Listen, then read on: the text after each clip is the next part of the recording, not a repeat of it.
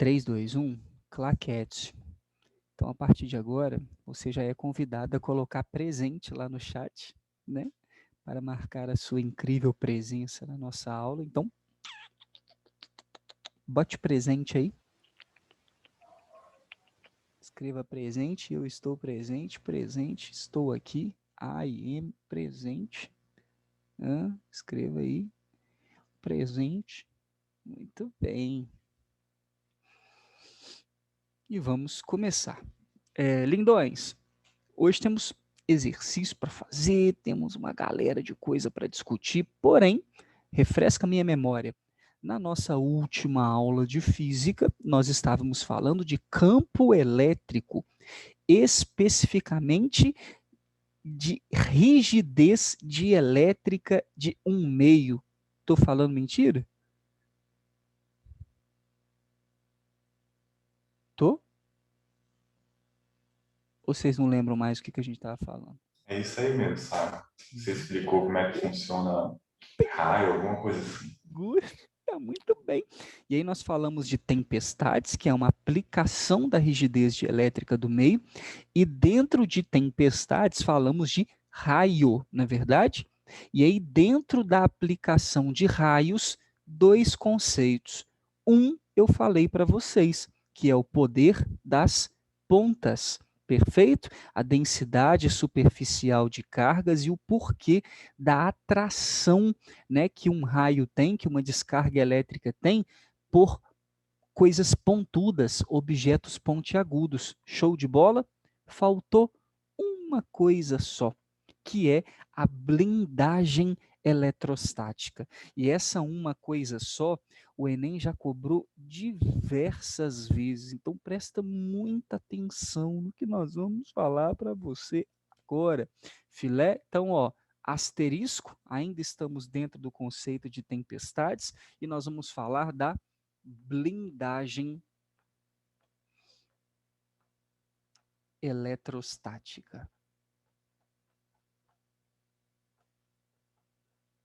Assim, cá para nós, você que é bom de português aí, o que significa essa blindagem? Para você, do português da palavra, o que seria blindagem? Vai proteger, né? Proteção, sabe? Proteção, né? Se está blindado é porque não tem, é porque não deixa ter, é porque está protegido, né? Blindagem eletrostática. Então tá rolando uma blindagem, uma proteção, né? Um não deixar ter alguma coisa aí da eletrostática. E essa alguma coisa da eletrostática está intimamente ligado ao campo elétrico. E quem viu isso foi um físico chamado Faraday, né, Michael Faraday, e por isso o experimento dele da blindagem eletrostática ficou conhecido como gaiola de Faraday, ok? Aonde o que Faraday fez foi, obviamente que não à toa, né? Provavelmente ele fez um experimento antes, provavelmente ele indicou uma matemática antes, e quando tudo estava certo, ele teve a incrível ideia de se trancar dentro de uma gaiola, de uma grade, né? Essa grade, claramente, ela tinha aí as suas aberturas, mas ele ficou dentro de uma gaiola, fechada até o chão, e pediu um coleguinha para descarregar a eletricidade nessa gaiola, para saber se essa gaiola protegeria ele dos raios das descargas elétricas ou não. Não sei se você já viu aquele filme, aí você tem alguns aí, né, não só na Disney, como em outras empresas também, aquele antigo chamado Um Aprendiz de Feiticeiro. Não sei se vocês lembram desse filme aí. É até com aquele cara, como é que é o nome daquele ator, velho? Conhecidão? Nicolas Cage, ele faz o feiticeiro famoso aí do filme. E nesse filme, Um Aprendiz de Feiticeiro, tem um momento, né, que um dos rapazes lá, o aprendiz de feiticeiro, né, ele tem um laboratório de elétrica e ele tem uma bobina chamada bobina de Tesla, muito grande, que ela é responsável, a gente vai estudar isso no capítulo 6, ela é responsável por criar descarga elétrica. Então, dessa bobina vai sair uma quantidade muito grande de raio para todo lado. E se você construir uma bobina dessa e ligar no seu quarto, né, geral vai tomar choque. Ligar na sala da sua casa, vai comer raio para tudo quanto é lugar. E uma das coisas que ele faz para trabalhar com essa bobina foi criar uma manta, né, uma grade metálica e entrar dentro dela. Ali ele consegue controlar a bobina, ligar ela e não, e toda a descarga elétrica que bate nessa grade não o atinge. A ideia é no momento em que essa descarga toca nessa gaiola, essa descarga ela aterra, percorre pela superfície da gaiola e vai até o chão. Simples assim, Simon? Simples assim. Então, se nós temos aqui a superfície do solo e a nossa gaiola, vou marcar ela aqui para você nesse formato aqui, só para você entender que se trata de uma gaiola. Quando a descarga elétrica chegar aqui e tocar nessa gaiola, ela vai percorrer pela superfície da gaiola e aterrar até o chão, não entrando no interior da gaiola, o que fez com que o nosso querido Faraday escrevesse a seguinte teoria. O para-raio tem essa ideia? Não. O para-raio tem a ideia do poder das pontas, perguntou Mariana Rhodes. Né? O fato dele ser pontiagudo e acumular uma grande quantidade de carga na sua ponta, Mariana, ele atrai o raio para a ponta e aterra lá atrás da sua casa. Então, o princípio do para-raio é o poder da ponta. O que nós estamos colocando aqui é uma gaiola. O que é a gaiola? Um condutor. Um condutor em equilíbrio eletrostático, um condutor neutro qualquer, fechado, ok? Ele tem todo um fechamento. Ah, mas a gaiola é furada. Não é isso. Ela está fechada, né? É um corpo sólido totalmente fechado. Mesmo furadinho, ela é fechada, ok? E esse fechamento faz com que ela, ali dentro, cause uma blindagem em seu interior. Aqui não, perfeito? O para-raio apenas vai receber o raio e conduzir ele até a Terra. Aqui ele recebe e conduz até a Terra, mas não deixando ele penetrar no seu interior. E por que ele não vai deixar penetrar em seu interior? Vamos lá. Porque escreveu assim Faraday.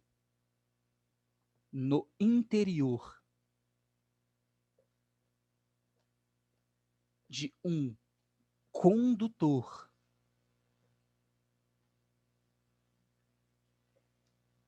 fechado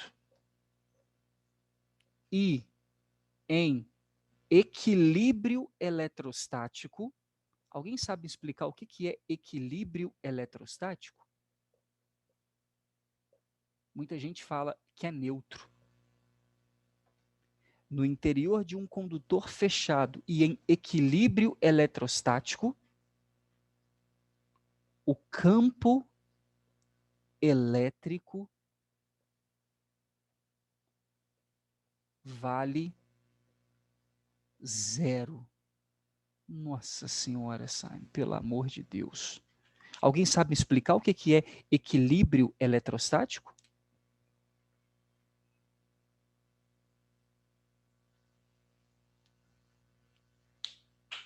Sabe não? Eu explico. Equilíbrio eletrostático é quando as cargas desse corpo. Ah, mas o corpo pode estar carregado? Pode estar carregado, não tem problema nenhum não. Nesse caso, a gaiola estava neutra, até receber a descarga elétrica, mas as cargas desse condutor, carregado ou neutro, ok, tem que atingir o repouso. Então, por exemplo, quando você carrega uma esfera, né, com carga positiva, por exemplo,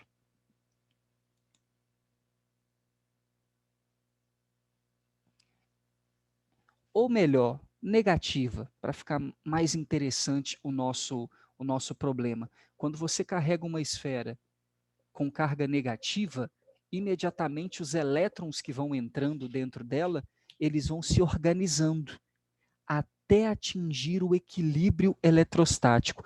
Quando que vai se atingir o equilíbrio eletrostático? Quando os elétrons em excesso equilibrarem em suas posições. Olha que lindo. Ah, tá, Simon. Então os elétrons entraram e acalmaram. Pronto. Naquele momento em que eles acalmaram na superfície externa da nossa esfera, ela atingiu o equilíbrio eletrostático. E o que a física diz quando um condutor fechado atinge o equilíbrio eletrostático? O campo elétrico em seu interior sempre vale zero. E aí, meu querido, se não tem campo elétrico, não pode ter força elétrica. O que significa então que a descarga elétrica não pode atuar ali dentro, porque se não tem campo, não tem força elétrica, ou seja, não tem interação eletromagnética ali dentro. Nesse sentido, se não tem interação elétrica ali dentro, não pode haver nada de forma elétrica ou eletrostática no interior desse corpo. Por isso que dentro da gaiola de Faraday, o Faraday estaria o tempo todo contra qualquer desastre elétrico protegido. Por isso que dentro do seu carro, no momento da tempestade, você está protegido, porque ele é um condutor metálico, né? Ótimo, fechado. Simon, mas tem janela. Sim, a gaiola também era furada, ok? Mas estou dizendo que se um raio cair no teto do seu carro, no capô do seu carro, a tendência natural é ele passar por todo o carro e aterrar e descer, passar pela extremidade, pela superfície do carro e aterrar novamente até o chão. Simon, não tem nada a ver com pneu? Não. Não tem nada a ver com um pneu, apesar disso ser Ô, colocado o tempo Simon, todo para você. Fala, Augusta.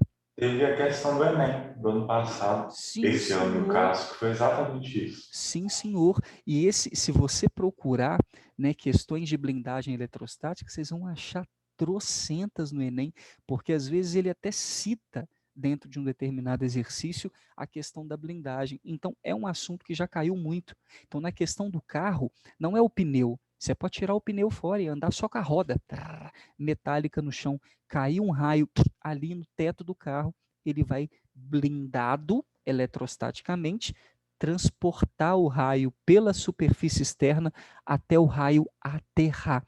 Não precisa ter um contato com o solo, não. Né? Simplesmente o raio vai ser transportado e quando ele chegar na parte de baixo do carro, está perto do solo, ele só pula, só desce.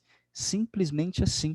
Um avião também, no momento dessa tempestade, também ao receber um raio, ele vai blindar por toda a superfície externa do avião e continuar o seu caminho, rumo ao chão ou rumo a alguma outra nuvem, rumo aonde ele for. A ideia natural é que as pessoas estarão blindadas. Sabe, mas não é legal, né? Num lugar de incidência de raio, andar de carro e andar de avião. Claro que não. Porque a gente tem que compreender que pode ser que o raio não bata de forma direta na carenagem do carro ou do avião, na superfície metálica. Um raio pode, por exemplo, incidir direto na turbina de um avião. E estando ele com muita eletricidade muito quente, ele pode explodir uma turbina e aí causar sérios problemas para quem está lá em cima. E a mesma coisa, né? Muitos alunos falam, Simon, e se eu estiver lá passeando com o meu carro, tempestade, raio comer, e o raio resolver entrar pela janela do carro e bater na minha cara? Paciência, né? Paciência, era a hora. Né? Não tem como falar outra coisa, porque, porra, o raio tem tanto lugar para bater, velho. O bichão driblar, passar pela janela e acertar na sua cara, paciência, entendeu? Você vai com Deus mesmo, assim, me chamaste, é hora. Então, essa situação de blindagem eletrostática, ela vai acontecer sempre para essa ocasião. Só entenda, pode ser o corpo neutro, como estava a gaiola de Faraday, pode ser um corpo eletrizado. Nós vamos trabalhar muito com o conceito da esfera. E aí, dentro do conceito da esfera, nós temos três regiões muito importantes. Quais são as regiões importantes, Simon? Ó, do centro da esfera para frente, e aí nós vamos colocar uma setinha ali para você entender que continua, nós temos a região central da esfera, o raio da esfera, tudo bem? E daqui para frente, a distância D, até um ponto qualquer da esfera. Então, se nós marcarmos os pontos aqui, ponto 1, na superfície da esfera, ponto 2, e ali fora, ponto 3, é possível a gente calcular o campo elétrico nesses pontos. O campo elétrico no ponto 1 e em qualquer ponto dentro da nossa esfera, vamos botar aqui só um pontinho aqui, né? Campo elétrico em 1, ele vale quanto, padrinho? Ele vale 0. Perfeito? Ele vale 0. Agora, fora da esfera, o campo vale o quê? O campo vale K, carga da esfera, dividido por D ao quadrado. Por que ali a gente está falando de uma esfera eletrizada? Porque se ela for neutra, não tem campo nem aqui dentro, pela blindagem, e nem do lado de fora. Porque quem gera campo elétrico sempre são cargas elétricas. Então, se essa esfera estiver neutra, ela não gera campo nem dentro dela, pela blindagem, e nem fora dela. Perfeito? Então, tranquilo. Agora, se ela estiver eletrizada, e por isso que eu falo que a gente vai brincar muito com a esfera eletrizada, e não com a gaiola em si de Faraday, que é utilizada aqui só para meios didáticos, né, eu tenho um campo que é dependente da distância. E dá para você perceber que quando a distância é pequenininha, o meu campo é máximo. Não é assim? O meu campo é máximo. Tá lá, bonitão, ó, campo, né, infinito, campo grande. À medida que a distância vai aumentando, o meu campo vai diminuindo. Então, dessa forma, em cima da superfície da minha esfera, que é aqui no ponto 2, aonde a distância até ela é 0, praticamente, né? Não tem distância nenhuma ali, mas até o centro da minha esfera, essa distância é R, é o raio, eu posso dizer que aqui no ponto 2, eu tenho um campo que é K, que dividido por raio ao quadrado. Por que raio? Porque é a distância do centro da minha esfera até a superfície. Perfeito? Nós chamamos esse campo aqui de campo máximo. Tudo que vai acontecer aqui fora, que é o nosso campo 3, é K, que, bom, não vou colocar aqui não, já vou definir aqui embaixo de uma vez. Já vou colocar aqui, ó, campo 3, tudo que tiver ali fora é KQ dividido por distância ao quadrado. E aí nós temos aí o que nós chamamos de blindagem eletrostática dentro da nossa esfera carregada e fora dela, claramente, nós temos aí a presença do campo elétrico natural, normal, que você já aprendeu a calcular anteriormente. Perfeito? Então, perceba, a minha esfera sempre vai ter um campo máximo e a partir dali ele vai diminuindo. Por isso que a sua apostila chama o gráfico, vou colocar pequenininho aqui em cima aqui, tá? Do campo em função da distância de algo assim, ó. De algo assim. Note que nesse ponto ele é máximo, só que no começo, que é do ponto central da nossa esfera, que eu estou chamando de O, até o raio da nossa esfera, o campo é nulo.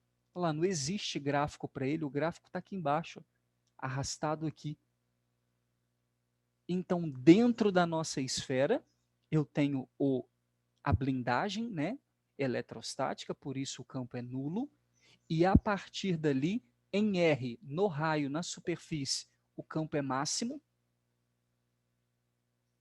é o máximo campo que ela pode me dar, e à medida que eu vou me afastando dela, o campo vai diminuindo, diminuindo, até tender a zero com o quadrado da distância, com essa proporcionalidade que a gente compreende. Então, esse é o gráfico da blindagem, que pode aparecer em um exercício ou outro para você, para que a gente possa definir, trabalhar, conceituar. Então, tudo isso é o que nós chamamos de blindagem eletrostática. Aqui está o conceito e aqui está a aplicação na esfera, com fórmula e com o gráfico, ok? Alguma dúvida, ó princeso e princesa? Foi suave?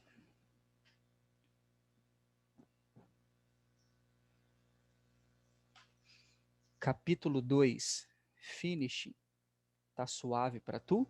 Conceito de campo, vetor, campo e tempestade? 3 partes do nosso capítulo, né? Muita coisa não está no teste, tá bom? Muita coisa eu vou explorar na prova bimestral. Seu teste está mais, como eu diria, tá bem apelativo, tá bom? Tá mais pro lado do Pensei que você ia cálculo. falar que tava tranquilo, Simon. Não, esse não tá não, tá? Esse vamos ser Poxa, sinceros. Simon. Esse vamos ser sinceros com você. Vitor Ramos tem uma pergunta que é esse, eu não posso mentir para você, que ele não tá brincadeira, Tô não. até com medo. Não, não dá. É porque é muito cálculo, tá? Usei toda a artimanha de cálculo de campo possível. Você vai ter que pensar bastante, usar muita mecânica também. Então, sempre tem aquela parte que a gente vai precisar trampar, ok?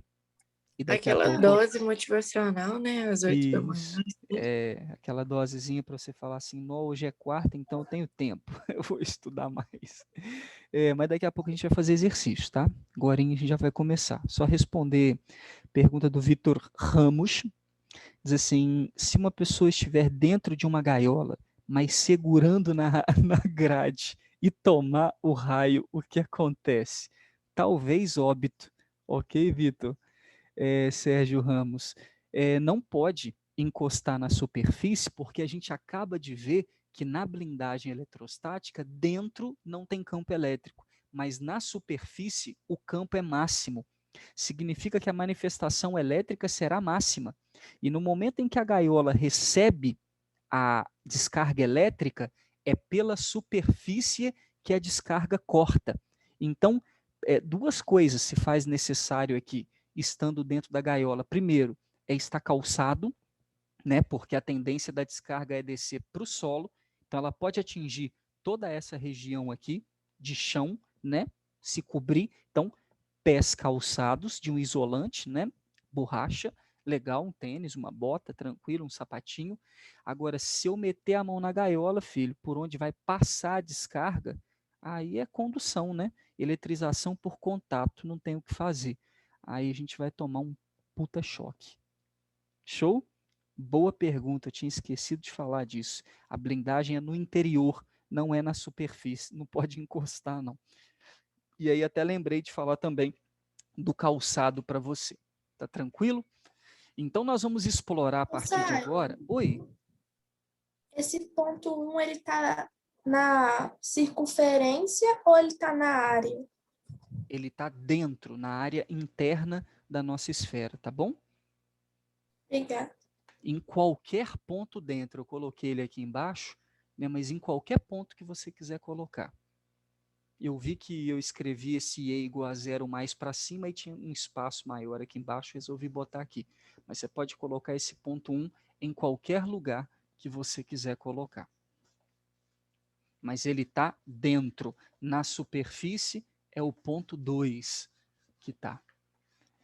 E pela primeira vez eu apaguei sem perguntar se você copiou ou tirou print, né? Então esperamos que tenha dado certo. E agora já era. Maria Rita, Simon, o Tarsis já falou que esse teste vai estar difícil. Tira para o ímpar entre vocês para ver quem vai deixar a gente doido?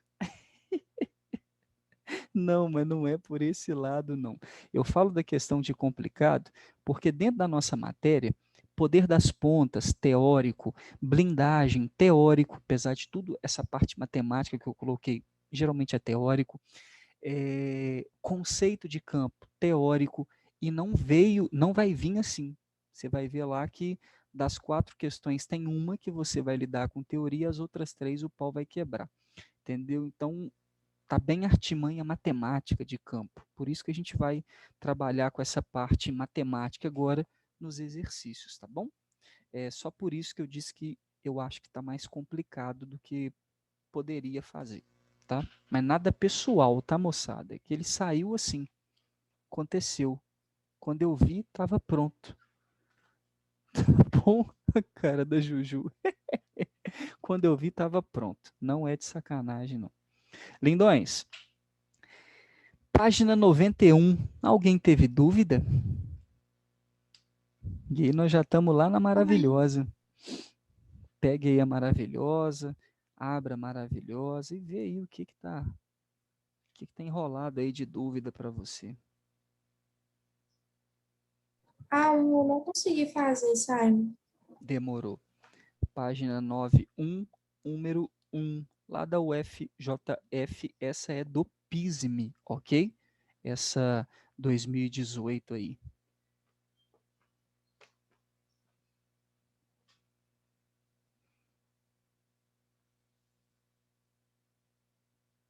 Galera do PISME, tem que se preparar muito para a elétrica, viu?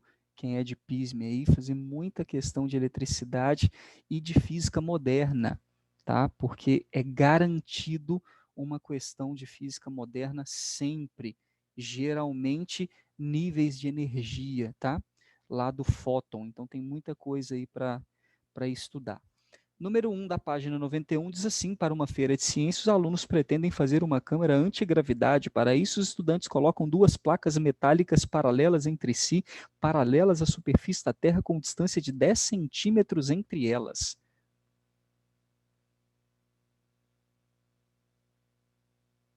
Tá aí. 10 centímetros entre elas. Ligando essas placas a uma bateria, eles conseguiram criar um campo elétrico uniforme de 2 newton por coulomb. Então tá rolando aqui dentro um campo elétrico, tá? Por exemplo, pode ser placa positiva em cima e negativa embaixo, e aí entre elas um campo de mais para menos. Ah, legal, Simon. Mais ou menos assim que vai aparecer lá no teste? É, mais ou menos assim. E aí nós temos um campo de 2 newton por coulomb. Top! Para demonstrar o efeito antigravidade, eles devem carregar eletricamente uma bolinha de isopor e inseri-la entre as placas, sabendo que a massa da bolinha é igual a meio grama e que a placa carregada negativamente está localizada no fundo da caixa, graças a Deus. Não tinha lido isso. Escolha a opção que apresenta a carga com que se deve carregar a bolinha para que ela flutue. Muito bem. Então, uma questão de equilíbrio. É óbvio que a gente tem que carregar essa bolinha com uma carga positiva ou negativa?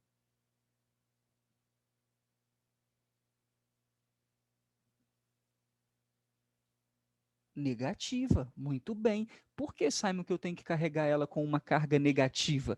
Porque sobre a nossa bolinha vai atuar para baixo uma força chamada de peso. Para ela flutuar, é necessário que haja nela uma força elétrica contrária, ou seja, para cima, para que ela fique em equilíbrio. Muito bem. Então, para baixo a força-peso vai querer puxá-la, mas para eu deixar ela flutuando, é necessário que ela esteja em equilíbrio. Por isso, ela tem que ser negativa para, nesse momento, ser puxada pela placa positiva que está em cima, já que a placa negativa está no fundo da caixa, ou seja, na parte de baixo. Essa é a configuração do nosso exercício. E se a força elétrica tem que ser igual à força-peso, porque estamos encarando uma situação de equilíbrio, a gente pode escrever força elétrica igual ao peso. Abre as equações. Quem é a força elétrica? Força que entra. Quem é a força-peso? Massa vezes gravidade. O padrinho está falando para você que ele quer a carga. Então é só isolar a carga jogando o campo elétrico lá para o lado de lá. Que exercício interessante, aonde no mesmo problema eu tenho numa equação campo gravitacional e campo elétrico ao mesmo tempo. E aí, para calcular, passar todo mundo para o sistema internacional, a massa meio grama tem que passar para quilo, né? De grama para quilograma divide por 1000, então é meio 10 a menos 3, topzera. Do lado de lá nós temos a gravidade, que eu vou usar 10, é 10. Ninguém falou, né? Ninguém falou, vamos que vamos. E tudo isso dividido pelo campo criado aqui dentro. Sabe, para que os 10 centímetros? Ah, para te informar que estava 10 centímetros uma da outra, né? Para você fazer o exercício confiante. Né? 10 lembra, né? Uhul, nota 10. Então você vai mais feliz para o exercício. Tipo a Luiara agora. Olha lá que felicidade que a Luiara está. E aí, dividido pelo campo elétrico, né, Lu? 2 newton por coulomb. Já está na unidade do sistema internacional, nada a fazer, só dividir por 2 aqui, filé. Show? Nós temos negativo, tá vendo que a gente está calculando o módulo? Né, sempre calculando o módulo, então a gente vai deixar até o final, mas lembrar depois de colocar o sinal negativo por uma questão de coerência do enunciado, tá bom? 10 vezes meio dá 5, dividido por 2, 2,5. Vezes 10 a menos 3 coulomb. Lembrando que nós estamos encarando e calculando o módulo da carga, mas eu sei que ela precisa ser negativa para gerar força elétrica contrária à força-peso. Por isso que a resposta é a letra C. De que, moçada? De Coulomb. Ah, que magnífico. Está em dúvida em exercício de física elétrica na hora do teste? Chuta C de Coulomb. Costuma dar certo. Né, Luiara? Showzão? Difícil? Fala para mim. Para mim, a 2 tinha que ser B. Vão falar agora para você. A número 2 está falando que esse gerador de gota, ele é uma gota negativa, correto? Se é uma gota negativa, a resposta já está aqui. Para uma gota negativa subir, ela tem que ser atraída por uma placa positiva em cima. Aí, como o exercício aqui está desconsiderando a gravidade, tá bom? E geralmente a força-peso ela é extremamente menor do que a força elétrica, né? Em alguns casos, aqui a gente está falando de uma gotinha eletrizada, então ela é bem levinha, né? Para essa gota, agora esquece a questão da força-peso, tá? Para essa gota subir e atingir o ponto P do papel lá em cima, ela tem que ser atraída por uma placa positiva em cima e repelida por uma placa negativa embaixo. Então, essas placas defletoras que está escrito aí, você pode completar, Ana, botando positivo na placa de cima e negativo na placa de baixo. Então, a força elétrica é para cima, letra B, mas está pedindo o campo elétrico entre as placas. Tá ligado? Então, o campo é de mais para menos, vetor para baixo. A força é para cima, para ela subir. Só que pediu o vetor campo elétrico. Por isso, a seta para baixo, letra A. E Vitor Sérgio Ramos, o módulo da carga é 2,5. Perfeito? O módulo da carga é 2,5, mas a carga elétrica é negativa. Por isso, o seu valor é menos 2,5. Perfeito? O que a gente calcula nas fórmulas sempre é o módulo. Show? Então, Ana Clara, essa é a diferença. A força para ela subir é para cima mesmo, letra B. Só que o doidão pediu, ó, para que atinja um ponto P, o vetor campo elétrico entre as placas tem que ser representado de que forma? Vertical e para baixo. Então, o desenho da número 1 já responde a número 2. Muda para o link 2 também, que a gente vai sumir a qualquer segundo.